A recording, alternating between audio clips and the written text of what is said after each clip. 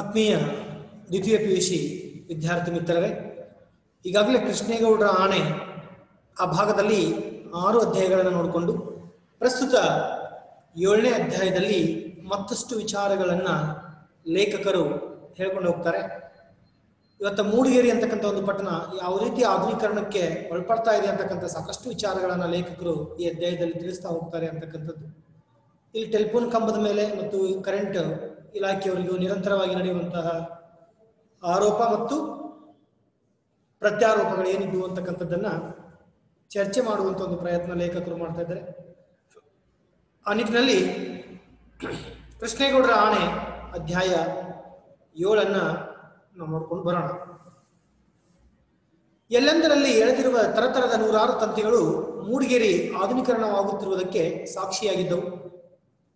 ಮಲ್ಲೇರ 4 ಅಂತಸ್ತಿನ ಲಾಡ್ಜಿಂಗ್ ಹತ್ತಿ ಕೆಳಗೆ ನೋಡಿದರೆ ಈ ತಂತಿಗಳ ಜಾಲದೊಳಗೆ ಇಡೀ ಮೂಡಿಗೆರೆ ಬಲೆಗೆ ಬಿದ್ದು ಮಿಸುಕಾಡುವ ಮೃಗದಂತೆ ಕಾಣುತ್ತದೆ. ಇದೊಂದು ಪ್ರಶ್ನೆ ಇದೆ ನೆನಪಿಕೊಳ್ಳಿ.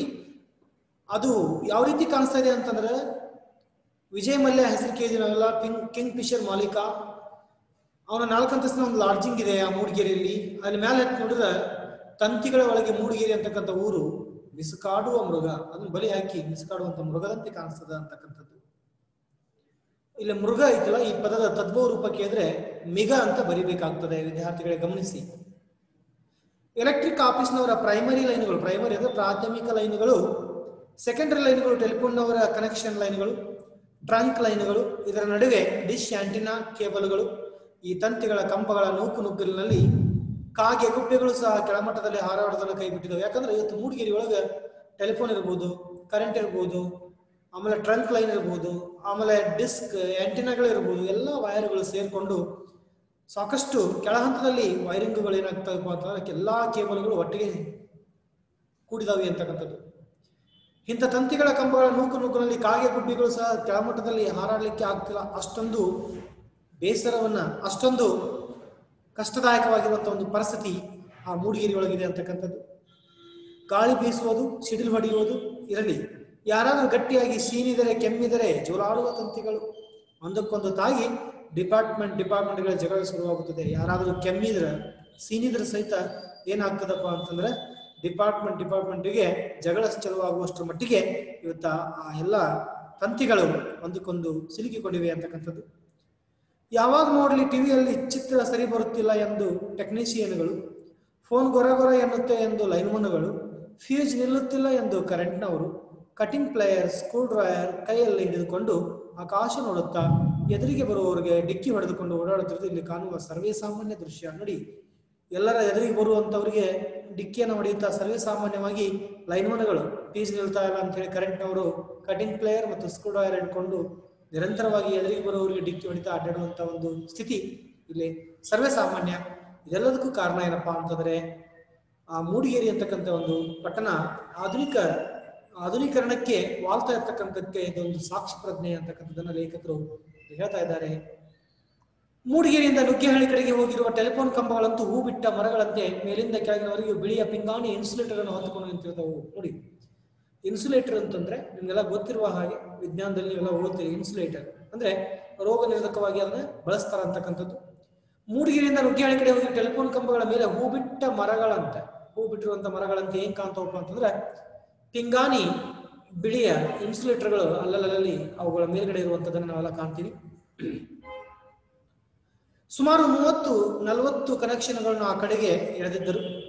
ಗೇಣಿಗೊಂದರಂತೆ ಇದ್ದ ತಂತಿಗಳು ಕೊಂಚ ಬಿಸಿಲು ಜೋಲು ಬಿದ್ದರೂ ಸಾಕು, ಒಬ್ಬರಿಗೆ ಮಾಡಿದ ಫೋನು ಇನ್ನೊಬ್ಬರಿಗೆ ಹೋಗ್ತಾ ಇತ್ತು. ಯಾಕಂದ್ರೆ ಅಲ್ಲೇ ಲೈನ್ ಕನೆಕ್ಷನ್ ಟ್ರಬಲ್ ಆಗ್ತಾ ಇತ್ತು, ಸಮಸ್ಯೆ ಆಗ್ತಾ ಇತ್ತು ಅಂತಕ್ಕಂಥದ್ದು. ಈ ತಂತಿಗಳು ಕೊಂಚ ಬಿಸಿಲಿನ ಜೋಲು ಬಿದ್ದು ಸಾಕು, ಒಬ್ಬರಿಗೆ ಮಾಡಿದ ಫೋನ್ ಇನ್ನೊಬ್ಬರಿಗೆ ಹೋಗ್ತಾ ಇತ್ತು ಅಂತಕ್ಕಂಥದ್ದು. ಯಾರೊಡನೆ ಮಾತಾಡಿದರೆ ಇನ್ನಾರಿಗೆ ಕೇಳ್ತಾ ಇತ್ತು ಅಂತಕ್ಕಂಥದ್ದು. ಆ ಕಡೆ ಇದ್ದವರೆಲ್ಲ ಒಬ್ಬರಿಗೊಬ್ಬರು ನಂಟರಾಗಿದ್ದರಿಂದ ಅವರಿಗೆ ಫೋನಿನ ಆಚೆ ತುದಿಯಲ್ಲಿ ಯಾರೋ ಹಲೋ ಅಂದ್ರೂ ಪರವಾಗಿರಲಿಲ್ಲ. ಯಾಕಂದ್ರೆ ಅಷ್ಟರ ಮಟ್ಟಿಗೆ ಇವತ್ತ ಆಧುನಿಕ ಸಂದರ್ಭದಲ್ಲಿ ಟೆಲಿಫೋನ್ಗಳ ಬಳಕೆ ಎಷ್ಟು ಮಟ್ಟಿಗೆ ಆಗ್ತಾ ಇದೆ, ಅಲ್ಲಿ ಎಷ್ಟು ಮಂದಿ ನಂಟರ ಜೊತೆ ತಮ್ಮ ಒಂದು ಬೀಗರ ಜೊತೆ ಮಾತನಾಡುವಂತ ಸಂದರ್ಭ ಕೂಡ ಲೇಖಕರು ನೆನಪಿಸಿಕೊಳ್ತಾ ಇದ್ದಾರೆ ಅಂತಕ್ಕಂಥದ್ದು. ಇದರಲ್ಲಿ ಜಂಕ್ಷನ್ ಬಾಕ್ಸ್ ಇದ್ದ 17ನೇ ಕಂಬ ಕತ್ತಲಾಗುತ್ತಿದ್ದಂತೆ ಮೆಲ್ಲನೆ ಮೇಲೆದ್ದು ಆಕಾಶದಲ್ಲಿ ನೇತಾಡುವುದು ಅನೇಕರು ಗಮನಿಸಿದ್ದ ಒಂದು ವಿಚಿತ್ರ ಹಂಗಾದ್ರೆ ಈ ಕಂಬಕ್ಕೆ ಏನಾರ ದೇವ ಪಡ್ಕೋತಾನ? ಇಲ್ಲ. ಏನಾಗ್ತದೆ ನೋಡಿ, ಜಂಕ್ಷನ್ ಬಾಕ್ಸ್ ಇತ್ತ 17ನೇ ಕಂಬ. ಜಂಕ್ಷನ್ ಬಾಕ್ಸ್ ಅಂತಂದ್ರೆ ಎಲ್ಲ ಬೇರೆ ಬೇರೆ ಹಳ್ಳಿಗೆ ವಿದ್ಯುತ್ತನ್ನು ಸಪ್ಲೈ ಮಾಡಲಿಕ್ಕೆ ಅಲ್ಲಲ್ಲಿ ಜಂಕ್ಷನ್ ಬಾಕ್ಸ್ ಅಂತ ಮಾಡ್ಕೊಂಡಿರ್ತಾರೆ. ಅದು 17ನೇ ಕಂಬ ಕತ್ತಲಾಗ್ತದಂತೆ ಮೆಲ್ಲನೆ ಮೇಲೆದ್ದು ಆಕಾಶದಲ್ಲಿ ನೇತಾಡ್ತಿತ್ತು. ಯಾಕಂದ್ರೆ ಈ ಗೋಳು ಶುರುವಾಗಿದ್ದು ತಂತಿಗಳು ಸಡಿಲವಾಗಿ ಒಂದಕ್ಕೊಂದು ಮಿಲಾಕತ್ ಅಂದ್ರೆ ಕೂಡಿಕೊಳ್ಳುವಂತ ಅರ್ಥ ಆಗ್ತದೆ. ಒಂದಕ್ಕೊಂದು ಮಿಲಾಕತ್ ಆಗುತ್ತವೆಂದು ಅವನು ಎಳೆದು ಬಿಗಿ ಮಾಡಿದ ಮೇಲೆ 17ನೇ ಕಂಬದ ಅಕ್ಕಪಕ್ಕ ಇದ್ದ ಕಂಬಗಳೆರಡು ಮೇಲೆ ಎತ್ತರದಲ್ಲಿ ದಿನ್ನೆಯ ಮೇಲೆ ಇದ್ದು ರಾತ್ರಿ ಆಗುತ್ತಿದ್ದಂತೆ ಚಳಿಗೆ ತಂತಿಗಳು ಕುಗ್ತಿದ್ದು ವಿಪರೀತ ಬಿಗಿಯಾಗಿ ಕಂಬವನ್ನ ಮೆಲ್ಲಗೆ ಮೇಲಕ್ಕೆತ್ತಿ ಬಿಡುತ್ತಿದ್ದು. ಬೆಳಗಿನ ಬಿಸಿಲು ತಾಕುತ್ತಿದ್ದಂತೆಯೇ ಬಿಸಿಲ ಶಾಖಕ್ಕೆ ತಂತಿಗಳು ಹಿಗ್ಗಿ ಮೆಲ್ಲಗೆ ಕಂಬ ಗುಂಡಿಯೊಳಗೆ ಕುಳಿತು ಬಿಡುತ್ತಿತ್ತು. ರಾತ್ರಿ ಆತಂದ್ರೆ ಆ ಕಂಬಗಳೇನಾಗ್ತಿತ್ತಪ್ಪ ಅಂತಂದ್ರೆ ಆ ತಂತಿಗಳು ಕುಗ್ತಿದ್ದು. ಹೀಗಾಗಿ ಕುಗ್ಗುವಿಕೆ ಮತ್ತು ಹಿಗ್ಗುವಿಕೆ ಸರ್ವೇ ಸಾಮಾನ್ಯವಾಗಿತ್ತು. ಚಳಿಗೆ ತಂತಿ ಕುಗ್ಗುತ್ತಿದ್ದರಿಂದ ವಿಪರೀತ ಬಿಗಿಯಾಗಿ ಕಂಬ ಮೆಲ್ಲಗೆ ಏನಾಗ್ತಿತ್ತಪ್ಪ ಅಂತ ಮ್ಯಾಲೆ ಕೇಳ್ತಿತ್ತು. ಅದು ವಿಶೇಷವಾಗಿ 17ನೇ ಕಂಬ ಅಂತಕ್ಕಂಥದ್ದು. ಹೀಗಾಗಿ ಸರದಿ ಪ್ರಕಾರ ಬೆಳಗ್ಗೆ ಎಲ್ಲಾ ಕಂಬ ತಂತಿಯನ್ನು ಎತ್ತಿ ಹಿಡಿಯುವುದು, ರಾತ್ರಿ ಎಲ್ಲಾ ತಂತಿ ಕಂಬವನ್ನು ಎತ್ತಿ ಹಿಡಿಯುವುದು ನಡೆದಿತ್ತು. ಇದು ಸರ್ವೇ ಸಾಮಾನ್ಯವಾಗಿರುವಂತಹ ಒಂದು ಕೆಲಸ ಮೂಡಿಗೆರೆಯಲ್ಲಿ ನಡೆದಿತ್ತು ಅಂತಕ್ಕಂಥದ್ದು. ಟೆಲಿಫೋನ್ ಲೈನ್ಮನ್ ತಿಪ್ಪಣ್ಣ ಈ ಕಂಬ ಹತ್ತುವಾಗ ಇದು ತನಗೆ ಮೃತ್ಯು ಸ್ತಂಭವಾದಿತ್ತೆಂದು ತಿಳಿದಿರಲಿಲ್ಲ. ಆ ಟೆಲಿಫೋನ್ ಲೈನ್ಮನ್ ಆಗಿರುವಂತಹ ತಿಪ್ಪಣ್ಣ ಈ ಕಂಬ ಹತ್ತುವಾಗ ಇದು ತನಗೆ ಮೃತ್ಯು ಸ್ತಂಭವಾಗ್ತದೆ ಅಂತ ತಿಳಿದಿರಲಿಲ್ಲ ಅಂತಕ್ಕಂಥದ್ದು. ಆತ ಬೆಳಿಗ್ಗೆ ಎಕ್ಸ್ಚೇಂಜ್ಗಳಿಗೆ ಬಂದಾಗ ನುಗ್ಗೇಹಳ್ಳಿ ಕಡೆಯ ಅಷ್ಟು ಲೈನ್ಗಳು ಡೆಡ್ ಆಗಿವೆ ಎಂದು ಮೇಂಟೆನೆನ್ಸ್ನವರು ಹೇಳಿ ಕಳಿಸ್ಯಾರ. ಏನಪ್ಪಾ ಅಂತಂದ್ರೆ ಆ ನುಗ್ಗೇಹಳ್ಳಿಯ ಎಲ್ಲಾ ಲೈನ್ಗಳು ಡೆಡ್ ಆಗ್ಯಾವು, ಆದಷ್ಟು ಬೇಗ ಆ ಫೋನಿನ ಏನು ತಂತಿಯನ್ನ ಬೇಗನೆ ರಿಪೇರಿ ಮಾಡೋದು ತಿಳ್ಕೊಂಡು ಹೇಳಿ ಕಳಿಸಿದ್ರು. ಊರಿನಿಂದ ಸಾಕಷ್ಟು ದೂರದಲ್ಲಿದ್ದ 17ನೇ ಕಂಬದ ಜಂಕ್ಷನ್ ಬಾಕ್ಸ್ ಪರಿಶೀಲನೆ ಮಾಡಿ ಯಾವ್ಯಾವ ಲೈನ್ ಡೆಡ್ ಆಗಿದೆ ತಿಳಿಯಲು ತಿಪ್ಪಣ್ಣ ಆ ಕಂಬ ಹತ್ತಿದ. 30-40 ತಂತಿಗಳ ತೊಡಕಿನೊಳಗೆ ನುಸುಳಿ ತಿಪ್ಪಣ್ಣ ಜಂಕ್ಷನ್ ಬಾಕ್ಸ್ ಬಿಚ್ಚಿ ಸ್ಕ್ರೂ ಡ್ರೈವರ್ನಲ್ಲಿ ನೋಡಿ ಆ 40 ತಂತಿಗಳ ತೊಡಕಿನೊಳಗೆ 30-40 ತಂತಿಗಳು ಸಿಕ್ಕೊಂಡಿದ್ದು. ಆ ನುಸುಳಿನೊಳಗ ಮೇಲೆ ಹತ್ತಿರುವಂತಹ ತಿಪ್ಪಣ್ಣ ಮೇಲ್ಗಡೆ ಹತ್ತಿ ತನ್ನ ಸ್ಕ್ರೂ ಡ್ರೈವರ್ನ ತೆಗೆದುಕೊಂಡು ಎಂಥದ್ದನ್ನು ಮೀಟುತ್ತಿರಬೇಕಾದ್ರೆ, ಎಂಥದ್ದನ್ನು ಅಂದ್ರೆ ಆ ತಂತಿಯನ್ನ ಮೀಟುತ್ತಿರಬೇಕಾದ್ರೆ ಇದ್ದಕ್ಕಿದ್ದಂತೆ ಅಲ್ಲೇ ಸತ್ತು ಹೋಗಿಬಿಡ್ತಾನೆ. ಅನೇಕ ತಂತಿಗಳ ಗೊಜಲಿನೊಳಗೆ ಸಿಕ್ಕಿಕೊಂಡಿದ್ದ ತಿಪ್ಪಣ್ಣನ ಹೆಣ ರಿಪೇರಿ ಭಂಗಿಯಲ್ಲಿ ಕುಳಿತುಕೊಂಡು ಸತ್ತ ಹಾಗೆ ಕಾಣುತ್ತಲೇ ಇರಲಿಲ್ಲ. ಅವ ಸತ್ರು ಕೂಡ ಸತ್ತಂಗೆ ಕಾಣ್ತಿದ್ದಿಲ್ಲ. ಯಾಕಂದ್ರೆ ಅಷ್ಟರ ಮಟ್ಟಿಗೆ ಆತ ರಿಪೇರಿ ಭಂಗಿ ಅಂದ್ರೆ ರೀತಿ, ಆತ ರಿಪೇರಿಯ ಮಾಡುವಂತ ಒಂದು ರೀತಿಯೊಳಗೆ ಕೂತ್ಕೊಂಡಿದ್ದು ಅದು ಯಾರಿಗೂ ಸತ್ತ ಹಾಗೆ ಕಾಣಲಿಲ್ಲ ಅಂತಕ್ಕಂಥದ್ದು. ನೋಡಿದವರೆಲ್ಲ ಏನೋ ಕಂಬ ಹತ್ತಿ ರಿಪೇರಿ ಮಾಡುತ್ತಿದ್ದಾನೆ ಎಂದು ತಿಳಿದು ಅಲಕ್ಷಿಸಿ ಅಂತಂದ್ರೆ ನಿರ್ಲಕ್ಷ್ಯ ಮಾಡಿ ತಮ್ಮ ಪಾಡಿಗೆ ತಾವು ಹೋಗುದು ಬರುದು ಮಾಡ್ತಿದ್ರು ಕೆಳಗಡೆ ಜನ. ದಿನ ಕಳೆದ ಮೇಲೆ ನುಗ್ಗೇಹಳ್ಳಿ ರಾಮೇಗೌಡರು ಇನ್ನೂ ಯಾಕೆ ತಮ್ಮ ಫೋನು ಸರಿಯಾಗಿಲ್ಲವೆಂದು ಎಕ್ಸ್ಚೇಂಜ್ ಬಂದು ಕೂಗಾಡಿದಾಗಲೇ ಜೂನಿಯರ್ ಇಂಜಿನಿಯರ್ ರಮೇಶ್ ಬಾಬು ಗಮನ ಆಗ್ತಾ ಹೋದುದು. ನೋಡಿ, ಜೂನಿಯರ್ ಇಂಜಿನಿಯರ್ ಯಾರಂತ ಕೇಳ್ತಾರೆ, ರಮೇಶ್ ಬಾಬು ಮತ್ತೊಂದು ವಿಶೇಷ ಪಾತ್ರ. ಈತ ಎಕ್ಸ್ಚೇಂಜ್ ಆಫೀಸಿನ ಹಿರಿಯ ಕೆಲಸಗಾರನಾಗಿರ್ತಾನೆ, ಇಂಜಿನಿಯರ್ ಆಗಿ ಕೆಲಸ ಮಾಡ್ತಿರ್ತಾನೆ. ಅಲ್ಲಿ ನುಗ್ಗೇಹಳ್ಳಿ ರಾಮೇಗೌಡರು ಬಂದು ನಮ್ಮ ಫೋನ್ ಡೆಡ್ ಆಗಿದೆ ಅಂತ ತಿಳ್ಕೊಂಡು ಎಕ್ಸ್ಚೇಂಜ್ ಬಳಿ ಬಂದು ಕೂಗಾಡಿದಾಗ ಜೂನಿಯರ್ ಇಂಜಿನಿಯರ್ ರಮೇಶ್ ಬಾಬುವಿನ ಗಮನ ಯಾರ ಕಡೆ ಹೋಗ್ತದೆ ಅಂದ್ರೆ 17ನೇ ಕಂಬವನ್ನ ಹತ್ತಿ ಕೆಲಸ ಮಾಡುವಂತಹ ಆ ತಿಪ್ಪಣ್ಣನ ಕಡೆ ಹೋಗ್ತದೆ ಅಂತಕ್ಕಂಥದ್ದು. ರಮೇಶ್ ಬಾಬು ತಿಪ್ಪಣ್ಣನ ಸೋಮಾರಿತನ ಶಪಿಸುತ್ತಾ ಲೈನ್ಮನ್ ಶಂಕರಪ್ಪನನ್ನ ಕರೆದುಕೊಂಡು ನುಗ್ಗೇಹಳ್ಳಿ ಲೈನ್ ನೋಡ್ತಾ ಹೊರಟ. ಜಂಕ್ಷನ್ ಬಾಕ್ಸ್ ಇದ್ದ 17ನೇ ಕಂಬದ ಮೇಲೆ ತಿಪ್ಪಣ್ಣ ಕುಳಿತಿದ್ದಾನೆ. ಕೂಗಿದರೂ ಮಾತಿಲ್ಲ, ಕರೆದರೂ ಮಾತಿಲ್ಲ. ಯಾಕಂದ್ರೆ ಅಷ್ಟೊತ್ತಿಗೆ ಅವ ಏನಾಗಿರ್ತಾನೆ, ಸತ್ತು ಹೋಗಿಬಿಟ್ಟಿರ್ತಾನೆ. ಅಲ್ಲಿ ಕರೆಂಟಿನ ಒಂದು ಶಾಖವೂ ಕೂಡ ಆಗಿರ್ತದ ಅಂತಕ್ಕಂಥದ್ದು. ಕೈಯಲ್ಲಿದ್ದ ತಂತಿ ಮೇಲಿಂದ ಆಫೀಸಿಗೆ ಮಾತಾಡುವ ಫೋನ್ ಕೆಳಗಿಡುತ್ತಾ, ಏನ್ ಸಾರ್ ಇದು, ಏನಾಯ್ತು ಇವನಿಗೆ, ಕಂಬದ ಮೇಲೆ ಯಾಕೋ ಕೈಲಾಸ ಕಂಡ ಆಗಿದೆಯಲ್ಲ ಎಂದು ಶಂಕರ ಕಾತರ ಕಳವಳದ ದನಿಯಲ್ಲಿ ಅಲ್ಲಿರುವಂತಹ ಜೂನಿಯರ್ ಏನು ಇಂಜಿನಿಯರ್ ರಮೇಶ್ ಬಾಬುದಲ್ಲ, ಈತನ ಕೈ ಒಳಗೆ ಇನ್ನೊಬ್ಬ ಕೆಲಸಗಾರ ಯಾರಪ್ಪ ಅಂತಂದ್ರೆ ಶಂಕರ ಅಂತ ಇರ್ತಾನೆ. ಆತ ಈ ಮೇಲ್ಗಡೆ 17ನೇ ಕಂಬದ ಮೇಲೆ ಸತ್ತು ಬಿದ್ದಿರುವಂತಹ ಆ ಒಂದು ವ್ಯಕ್ತಿ ತಿಪ್ಪಣ್ಣನನ್ನು ನೋಡಿ ಯಾಕೋ ಕೆಲಸ ಕಂಡಂಗೆ ಕಾಣ್ತಾನೆ, ಸತ್ತು ಹೋಗ್ಯಾನಂತ ತಿಳ್ಕೊಂಡು ಶಂಕರ ಹೇಳ್ತಾನೆ, ಹತ್ತಿ ಒಮ್ಮೆ ನೋಡೋ ಮಾರಾಯ, ಅಕಸ್ಮಾತ್ ಜೀವ ಇದ್ರೆ ತಗೊಂಡು ಹೋಗಿ ಆಸ್ಪತ್ರೆ ಹಾಕೋಣ, ಯಾರ್ಯಾರ ಹಣೆಲೆ ಏನ್ ಬರ್ದಿರ್ತೈತೋ ಹೇಳೋದಕ್ಕಾಗೋಲ್ಲ ಎಂದು ರಮೇಶ್ ಬಾಬು ಹೇಳ್ತಾನೆ. ಯಾರ್ಯಾರ ಹಣೆ ಬರ ಎಷ್ಟಿರ್ತದ, ಅವ್ರ ಸಾವು ಯಾವಾಗ ಬರ್ತದೆ ಹೇಳಕ್ ಆಗೋದಿಲ್ಲ. ಅದಕ್ಕೆ ಆ ರಮೇಶ್ ಬಾಬುಗ ಏನ್ ಮಾಡ್ತಾನೆ, ಆ ಶಂಕರಿಗೆ ಹೇಳ್ತಾನೆ. ಅವಾಗ ಶಂಕರ ಹತ್ತಾನೆ. ಕಂಬ 3 ಸಾರಿ ಕಣ್ಣಿಗೆ ಒತ್ತಿಕೊಂಡು ಶಂಕರ ತಂತಿ ಕಂಬ ಅರ್ಧ ಹತ್ತಾನೆ. ಅಷ್ಟರಲ್ಲೇ ಅವನ ಕೈ ಕಾಲೆಲ್ಲ ಜುಮ್ಮೆಂದು ಇಳಿ ಜೀವ ಒಮ್ಮೆ ನಡುಗಿದಂತಾಗಿ ಅಯ್ಯಯ್ಯೋ ಎಂದು ಕಿರಿಸಿ ಬಿಡ್ತಾನೆ. ಯಾಕಂದ್ರೆ ಆ ಕಂಬದಲ್ಲಿ ದೆವ್ ಇಲ್ಲ, ಪಿಶಾಚಿ ಇಲ್ಲ, ಏನೈತಿ ಅದ್ರೊಳಗ ಒಂದು ಕರೆಂಟಿನ ಕಂಬದ ತಂತಿ, ಆ ಟೆಲಿಫೋನ್ ತಂತಿಗೆ ಅದೇನಾಗಿದೆ ಅಂತಂದ್ರೆ ಕೂಡಿಕೊಂಡಿದೆ, ಮಿಲಾಕತ್ತಾಗಿದೆ. ಅದಕ್ಕೋಸ್ಕರ ಆ ಇಡೀ ಕಂಬ ವಿದ್ಯುತ್ತಿನ ಒಂದು ಶಾಖ ಬರ್ತಾ ಇದೆ. ಹಿಡಿತ ಸಡಿಲ ಆಗಿ ಕಂಬದ ಮೇಲೆ ಯಾರೇ ಜಾರಿ ದಪ್ಪನ ಕೆಳಗೆ ಬಿದ್ದು ಎದ್ದು ಬಿದ್ದು ಬೇಗ ಬೇಗ ಕಂಬದಿಂದ ದೂರ ನಿಂತ ಆತ ಯಾರು? ಶಂಕರ. ಯಾಕೋ ಏನಾಯ್ತು ಎಂದು ರಮೇಶ್ ಬಾಬು ಕೇಳುತ್ತಾ ಹತ್ತಿರಕ್ಕೆ ಓಡಿದ. ಇದ್ಲಿಕ್ಕಿದ್ದಂಗೆ ಶಿಡ್ಲು ಹೊಡಿತಂಗಾಯ್ತು ಸಾರ್, ಈ ಕಂಬದೊಳಗೆ ಏನೋ ಸೇರ್ಕೊಂಡಿದೆ ಎಂದು ಭೂತ ದರ್ಶನವಾದವನ ತರ ಶಂಕರ ಹೊಡೆದ. ಒಮ್ಮಿಂದೊಮ್ಗೆ ಕೈ ಹಿಂಗೆ ಜಾಡಿಸಿ ತಳಗ್ ಬಿದ್ದು ದಪ್ಪನ ಹೇಳ್ತಾನೆ, ಈ ಕಂಬದೊಳಗ ಏನೋ ಸೇರ್ಕೊಂಡಿದೆ, ಒಮ್ಮಿದೊಮ್ಗೆ ನಂಗೆ ಶಾಕ್ ಹೊಡೆದಂಗಾಯ್ತು ಅಂತ ತಿಳ್ಕೊಂಡು ಶಿಡ್ಲು ಹೊಡೆದಂಗಾಯ್ತು ಅಂತ ಹೇಳ್ತಾನೆ. ಯಾರು? ಶಂಕರ.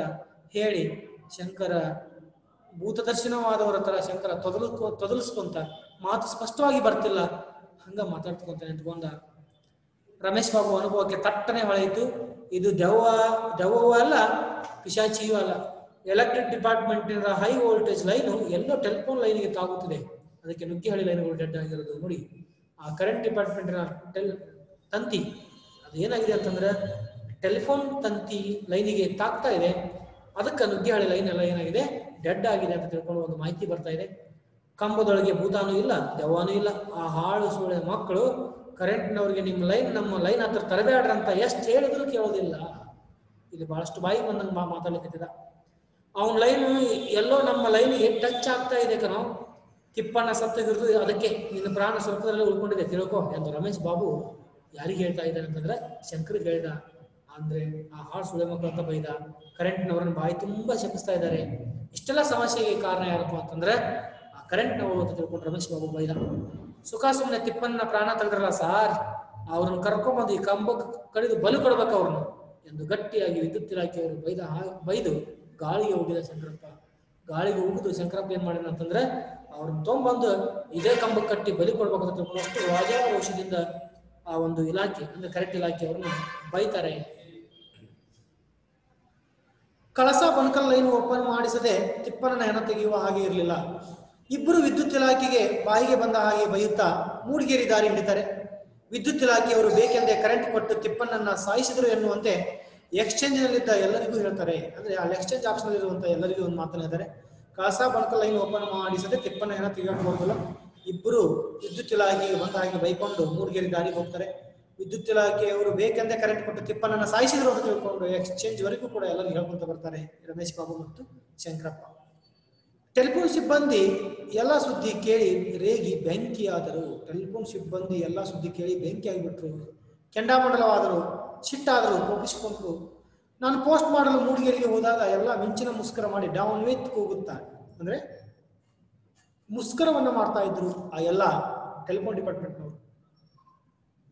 ನಾರಾಯಣ ದುರ್ಗಪ್ಪ ಇಬ್ರು ರಸ್ತೆ ಬದಿಯಲ್ಲಿ ಗಾಬರಿಗೊಂಡು ನಿಂತಿದ್ದರು. ಅದೇ ಸಂದರ್ಭದಲ್ಲಿ ಆ ನಾರಾಯಣ ಟೆಲಿಫೋನ್ ಇಲಾಖೆಯಲ್ಲಿ ಕೆಲಸ ಮಾಡುವಂತ ನಾರಾಯಣ ಇರ್ಬೋದು, ಕರೆಂಟ್ ನಲ್ಲಿ ಕೆಲಸ ಮಾಡುವಂತ ದುರ್ಗಪ್ಪ ಇಬ್ರು ರಸ್ತೆ ಬದಿಯಲ್ಲಿ ಗಾಬರಿಗೊಂಡು ನಿಂತಿದ್ರು. ನಾರಾಯಣ ದುರ್ಗಪ್ಪ ಇಬ್ರು ನನಗೆ ನಮಸ್ಕಾರ ಮಾಡಿದಾಗ ಇದೇನ್ರಯ್ಯ ಸಮಾಚಾರ, ನಿಮಗೆ ಧಿಕ್ಕಾರಕ್ಕೆ ಹೋಗ್ತಿದ್ದಾರಲ್ಲ ಎಂದು ಕೇಳ್ತಾನೆ. ಅಂದ್ರೆ ಯಾಕ ನೀವು ಧಿಕ್ಕಾರಕ್ಕೆ ಹೋಗ್ಕೊಂತಾರಲ್ಲ, ಏನಿದೆ ಸಮಾಚಾರ ಅಂತ ತಿಳ್ಕೊಂಡು ದುರ್ಗಪ್ಪಗ ಮತ್ತು ನಾರಾಯಣಗೆ ಕೇಳ್ತಾರೆ. ದುರ್ಗಪ್ಪ ಒಂದು ನೀವೇ ನಿಟ್ಟುಸಿರು ಬಿಟ್ಟು ಏನ್ ಸಮಾಚಾರ ಅಂತ ಹೇಳಿ ಸಾರ್, ಒಂದ ಮಾತ ಹೇಳೋದಾದ್ರೆ ಎಲ್ಲ ನಮ್ಮ ಗ್ರಾಚಾರ ಅಷ್ಟೇ. ಗ್ರಾಚಾರ ಈ ಪದದ ತತ್ವ ರೂಪ ಗ್ರಹಚಾರ, ನೆನಪಿಟ್ಕೊಳ್ಳಿ ಎಂದು ತಿಪ್ಪನ ಕಂಬದ ಮೇಲೆ ಸತ್ತು ಬಿದ್ದಿರುವುದನ್ನು ಸವಿಸ್ತಾರವಾಗಿ ನನಗೆ ಹೇಳಿದ. ಅವಾಗ ಹೇಳ್ತಾನೆ, ಅಲ್ಲೋ ದುರ್ಗಣ್ಣ, ಕರೆಂಟ್ ಲೈನ್ ಕಟ್ಟಾಗಿ ಟೆಲಿಫೋನ್ ಲೈನ್ ಮೇಲೆ ಬಿದ್ದರೆ ಟ್ರಾನ್ಸ್ಫಾರ್ಮರ್ ಸೆಂಟ್ರಲ್ಲಿ ಫೀಸ್ ಹೋಗ್ಬೇಕಲ್ಲ, ಅದೆಂಗೆ ತಿಪ್ಪನ ಸತ್ತು ಹೋದ, ನಮ್ಮಿಂದಲೇ ಅಂತವ್ರು ಇವರು ಎಂದು ನಾರಾಯಣ ದುರ್ಗಪ್ಪನ ಪ್ರಶ್ನೆ ಮಾಡ್ತಾರ. ನೋಡಪ್ಪ ದುರ್ಗಪ್ಪ, ನಾರಾಯಣ ಕೇಳ್ತಾನ ದುರ್ಗಪ್ಪಗೆ, ಒಂದು ವೇಳೆ ತಿಪ್ಪನ ಸಾಲಿಕ್ಕೆ ನಾವೇ ಕಾರಣ ಆದ್ರ ಕರೆಂಟ್ ಲೈನ್ ಟೆಲಿಫೋನ್ ಲೈನ್ ಮೇಲೆ ಬಿದ್ದೈತೆ ಅಂತಂದ್ರೆ ಟ್ರಾನ್ಸ್ಫಾರ್ಮರ್ ಸೆಂಟ್ರಲ್ಲಿ ಏನಾಗ್ತದೆ, ಫೀಸ್ ಹೋಗ್ತೈತಿ. ಕರೆಂಟ್ ಚೆಕ್ ಕೊಟ್ಟಂತೇಳಿ ಸರಳ ಆಗ್ತದ, ಒಂದಕ್ಕೊಂದು ತಂತಿಗಳು ಮಿಲಾಕತ್ತಾಗ್ತವ, ಇದು ಏನೂ ಆಗಿಲ್ಲ, ಫೀಸ್ ಹೋಗಿಲ್ಲ, ಹೆಂಗಿದು ಅಂದಾಗ ನೀನು ಹೇಳೋದು ಕರೆಕ್ಟು. ಆದ್ರೆ ಆ ಹಾಳ್ ಲೈನ್ ಕಟ್ಟಾಗಿ ಬಿದ್ದಿದ್ರೆ ತಿಪ್ಪನ ಕಂಬದ ಮೇಲೆ ಹತ್ತಾನೇ ಇರ್ಲಿಲ್ಲ, ಕಂಬ ಮುಟ್ಟಿದಂಗೆ ಶಾಕ್ ಹೋದು ಬಂದು ಬಿಡ್ತಿತ್ತು. ಈಗ ಆಗ್ತಾ ಇರೋದು ಏನ್ ಗೊತ್ತಾ, ಸುಮ್ಮನೆ ಟಚ್ ಆಗ್ತಾ ಇದೆ ಕಣೋ. ತಿಪ್ಪನ ಕಂಬ ಹತ್ತುವರೆಗೂ ಸುಮ್ಮನೆ ಇದ್ದು ಆಮೇಲೆ ಟಚ್ ಆಗಿದೆ. ಅಂದ್ರೆ ತಿಪ್ಪನ ಕೆಲಸ ಮಾಡ್ಲಿಕ್ಕೆ ಮೇಲೆ ಹತ್ತುವಾಗ ಯಾವುದೇ ಸಮಸ್ಯೆ ಇದ್ದಿಲ್ಲ. ಆತ ಮೇಲೆ ಹತ್ತಿ ಅಲ್ಲಿ ಕೆಲಸ ಮಾಡ್ಬೇಕಾದ ಸಂದರ್ಭದೊಳಗೆ ತಿಪ್ಪನ ಕಂಬ ಹತ್ತಿ ಸುಮ್ಮನೆ ಏನಾಗಿದೆ, ಅಲ್ಲಿ ಕರೆಂಟ್ ತಂತಿ ಅವನಿಗೆ ಟಚ್ ಆಗಿದೆ. ತಿಪ್ಪನ ಗ್ರಾಚಾರ ಅಷ್ಟೇ, ತಿಪ್ಪನ ಅಲ್ಲಿಗೆ ಸತ್ತು ಹೋದ ಎಂದು ದುರ್ಗಪ್ಪ ಟೆಕ್ನಿಕಲ್ ಪಾಯಿಂಟ್ ವಿವರಿಸಿದ. ಏನ್ ಟೆಕ್ನಿಕಲ್ ಇದೆ ಪಾಯಿಂಟ್ ಇದೆ ಅಂತಕ್ಕಂಥದ್ದನ್ನ ವಿವರಣೆನ ಕೊಟ್ಟ. ಅದೆಂಗನ್ನ ಟಚ್ ಆಗ್ತದೆ? ನಾವೇನು ಟೆಲಿಫೋನ್ ತಂತಿಯನ್ನು ಕರೆಂಟ್ ಎಂದು ಒಂದೇ ಕಂಬದ ಮೇಲೆ ಎಳೆದಿದ್ದೀವ, ಸುಮ್ಮನೆ ಟಚ್ ಆಗ್ತಿದೆ ಅಂತೀಯಲ್ಲ ಅಂತ ತಿಳ್ಕೊಂಡು ನಾರಾಯಣ ಕೇಳ್ತಾನೆ. ಅವಾಗ ಆಗ್ತದೆ ಕಣಯ್ಯ, ಆಗ್ತದೆ. ದರಿದ್ರ ಕೃಷ್ಣೇಗೌಡರ ಆನೆಯ ದೆಸೆಯಿಂದ ಕಣಯ್ಯ. ನೋಡಿ, ಈ ದುರ್ಗಪ್ಪ ಏನ್ ಮಾಡ್ತಾನೆ ಅಂತಂದ್ರೆ ಮತ್ತೊಂದು ಸಮಸ್ಯೆಯನ್ನ, ಆ ತಿಪ್ಪಣ್ಣನ ಸಾವಿನ ವಿಚಾರವನ್ನು ಕೂಡ ಆ ದರಿದ್ರ ಕೃಷ್ಣೇಗೌಡರ ಆನೆಯ ದೆಸೆಯಿಂದ ಈ ರೀತಿಯಾಗಿದೆ ಅಂತ ತಿಳ್ಕೊಂಡು ಮತ್ತೆ ಆ ಮೂಕ ಪ್ರಾಣಿಯನ್ನ ಬೈತಾನೆ. ಎಂದ ದುರ್ಗಪ್ಪ, ಆನೆ ವಿಷಯ ಎತ್ತಲು ನನಗೆ ಕೊಂಚ ಕುತೂಹಲವಾಯಿತು. ನನಗೆ ಅಂದ್ರೆ ಲೇಖಕರಿಗೆ ಕೊಂಚ ಕುತೂಹಲ, ಸ್ವಲ್ಪ ಕುತೂಹಲ ಆಗ್ತದೆ. ಅದೇನ್ ಮಾಡ್ತಾ ಈ ಆನೆ? ಎಲ್ಲೋ ಕಂಬದ ಮೇಲೆ ಸತ್ತಿರೋ ತಿಪ್ಪನ ನೀವು ಎಲ್ಲೋ ಓಡಾಡಿಕೊಂಡಿರುವ ಆನೆ ಕಟ್ತಿರಲ್ಲಯ್ಯ, ಬಾಯಿ ಇಲ್ದವರು ಈ ಪ್ರಪಂಚದಲ್ಲಿ ಬದುಕೋ ಹಂಗೆ ಇಲ್ವೇನಯ್ಯ ಅಂತ ತಿಳ್ಕೊಂಡು ಲೇಖಕರು ಏನ್ ಮಾಡಿದ್ರು, ಆ ದುರ್ಗಪ್ಪನಿಗೆ ಕೇಳುವಂತ ಪ್ರಯತ್ನವನ್ನು ಮಾಡಿದ್ರು. ಅದಕ್ಕೇನಾಗಿದೆ ಸ್ವಾಮಿ ರೋಗ? ಪಬ್ಬಿ ಕಲ್ಲುಗೊಂಡಿದ್ದಂಗೈತೆ ಆನೆ. ಬದುಕೋದಕ್ಕೆ ಗಂಡಾಂತರ ಬಂದಿದ್ದು ತಿಪ್ಪನ್ನಂಗೋ ಆನೆಗೋ ಹೇಳಿ. ಆನೆ ಏನ್ ಮಾಡುತ್ತೆ ಅಂತೀರಾ? ಕೇಳಿ ಹೇಳ್ತೇನೆ. ಏನ್ ಮಾಡತ್ತಂದ್ರೆ ಮೈ ತುರುಕಿ ಆಗುತ್ತಲ ಕಂಬಕ್ಕೋ ಗೈ ವೈರಿಗೋ ಬೆನ್ನು ತಿಕ್ಕುತ್ತೆ. ಮೈ ತುರುಕಿ ಬಿಡ್ತಂದ್ರೆ ಆನೆ ಏನ್ ಮಾಡ್ತದ ಅಂತಂದ್ರೆ ಆ ಕಂಬಕ್ಕೋ ಅಥವಾ ಲೈನಿಗೆ ಹೋಗಿ ತಿಕ್ತದ. ಅದು ಒಂದು ಸಾರಿ ಬೆನ್ನು ತಿಕ್ತು ಅಂದ್ರೆ ಇಲ್ಲಿಂದ ಕೊಟ್ಟಿಗೆ ಹಾರದವರೆಗೂ ತಂತಿ ಎಲ್ಲ ಗಲಗಲ ಬುಡುಬುಡಿಕೆ ತರ ಅಳ್ಳಾಡ್ತವೆ. ಗಲಗಲ ಬುಡುಬುಡಿಕೆ ತರ. ಗಲಗಲ ಅನ್ನೋ ಶಬ್ದ ಅನುಕರಣಾವಯ, ಬುಡುಬುಡಿಕೆ ಅದು ಒಂದು ಅನುಕರಣಾವಯ ಶಬ್ದ. ಈ ರೀತಿ ಅಳಗಾಡ್ತಾವು. ಕಂಬ ಎಲ್ಲ ಗೆಜ್ಜೆ ಕಟ್ಕೊಂಡು ಏನಾಗ್ತಾವಪ್ಪ ಅಂತ ಕುಣಿತಾವು. ಗೊತ್ತಾಯ್ತಾ? ಮೊನ್ನೆ ಕಾಡೊಳಗೆ ತಂತಿ ನೂಲುಕೊಂಡಿತ್ತು. ಅದಕ್ಕೆ ಕಾರಣ ಯಾರಪ್ಪ ಅಂತಂದ್ರೆ ಆ ಕರೆಂಟ್ ಡಿಪಾರ್ಟ್ಮೆಂಟು ಮತ್ತು ಟೆಲಿಫೋನ್ ಡಿಪಾರ್ಟ್ಮೆಂಟ್ ಅನ್ನೋ ತಂತಿಗಳು ಕೂಡ್ಲಿಕ್ಕೆ ಮುಖ್ಯ ಕಾರಣ ಯಾರಪ್ಪ ಅಂತಂದ್ರೆ ಕೃಷ್ಣೇಗೌಡರ ಆನೆ ಅಂತ ತಿಳ್ಕೊಂಡು ದುರ್ಗಪ್ಪ ಹೇಳ್ತಾ ಇದ್ದಾನೆ. ತಂತಿ ನೂಲುಕೊಂಡಿತ್ತು ಅಂತ ಗಳ ತಗೊಂಡು ಬಿಡಿಸೋದಕ್ಕೆ ಹೋಗಿದ್ದೆ. ಗಳ ಅಂದ್ರೆ ಬಿದಿರಿನ ಕೋಲು ಅಂತ ನಾವು ಕರಿತೀವಿ. ಗಳ ತಗೊಂಡು ಬಿಡಿಸೋದಕ್ಕೆ ಹೋಗಿದ್ದೆ. ದನಕಾಯಿ ಹುಡುಗರೆಲ್ಲ ಹೇಳಿದ್ರಲ್ಲ, ಅದು ಮೈ ತಿಕ್ಕಿದ ಹೊಡೆತಕ್ಕೆ ತಂತಿ ಎಲ್ಲ ಅಲ್ಲಾಡಿ ಅಂದ್ರೆ ಇದೊಂದು ದುರುಕ್ತಿ ಪದ. ಅಲ್ಲಾಡಲೇ ಪಟ್ ಪಟಾರ್ ಅಂತ, ಪಟ್ ಇದೊಂದು ಅನುಕರಣಾವಯ ಪದ. ಪಟ್ ಪಟಾರ್ ಅಂತ ಉದ್ದಕ್ಕೂ ಮಿಂಚು ಎದ್ದು ಬಿಡ್ತಂತ. ಅಂದ್ರೆ ತಂತಿ ಒಂದಕ್ಕೊಂದು ಕೂಡಿದಾಗ ಏನಾದಪ್ಪ ಅಂತ ಅಲ್ಲಿ ಪಟಾಪಟ್ ಬೆಂಕಿ ಎತ್ತಂಗ ಆಯ್ತಂತ, ಮಿಂಚು ಹೊಡೆದಂಗ ಆಯ್ತಂತ. ಹುಡುಗರೆಲ್ಲ ಸತ್ತು ಕೆಟ್ಟು ಅಂತ ಕಾಡು ಬಿದ್ದು ಓಡುವಂತೆ ಎಂದು ದುರ್ಗಪ್ಪ ತನ್ನ ವಿಚಾರಗಳನ್ನ ಹೇಳ್ತಾನೆ. ಅಂದ್ರೆ ಸತ್ವಿ ಕೆಟ್ಟಿವಿ ಅಂತ ತಿಳ್ಕೊಂಡು ಓಡಿ ಬಂದ್ರು ಅಂತ ತಿಳ್ಕೊಂಡು ಆ ವಿಚಾರಗಳನ್ನ ಸ್ಪಷ್ಟವಾಗಿ ಹೇಳುವಂತ ಪ್ರಯತ್ನ ಮಾಡ್ತಾ ಇದ್ದಾನೆ. ಹಂಗಾದ್ರೆ ಒಂದಿನ ಅದಕ್ಕೂ ಉಂಟು ಗ್ರಾಚಾರ ಎಂದು ನಾರಾಯಣ, ಒಂದಿನ ಅದಕ್ಕೂ ಗ್ರಾಚಾರ ಬರ್ತದ ಅಂತ ತಿಳ್ಕೊಂಡು ನಾರಾಯಣ ಹೇಳಿದ. ಅದು ಸತ್ರೆ ಸಾಯಿ ಬಿಡು, ಅದಕ್ಕೇನು ಮಕ್ಕಳ ಮರಿಯ? ಪೋಲಿ ಮುಂಡೆದು. ಅದು ಆನೆ ಪೋಲಿ ಮುಂಡೆದೈತಿ, ಮಕ್ಕಳೆಲ್ಲ ಮರಿಯಿಲ್ಲ.